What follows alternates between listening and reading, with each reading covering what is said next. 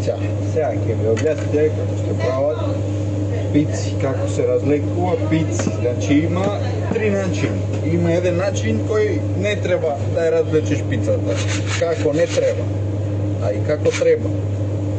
Еве едно од начини. Прв начин треба да се прави круг. Треба да ти биде пицата округла. Круг. Значи, ваздухов го вадиме надвор, го ставаме у краевиве.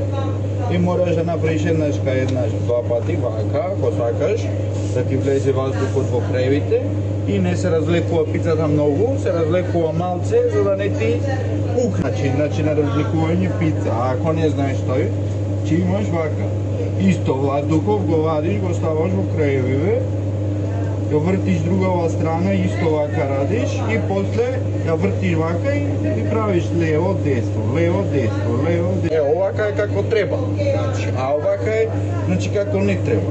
Пошто ти, кога земеш сега нова тесто и само му направиш вака, вака и си го уништил тестото и после што и да му правиш на тестово, вака и ова тесто кога го разлежеш, например, вака, многу, кога разлечеш многу вака, тестово пука, ме разбираш? Вака, пука тестово и не можеш, после ќе ти пукне пицата, така?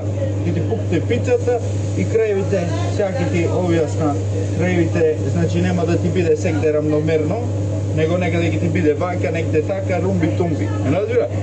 Ако ќе направиш ваква добра пица, како што е направена оваа овдека, цак, и кога ќе ставиш пелат, мелат, ова, она,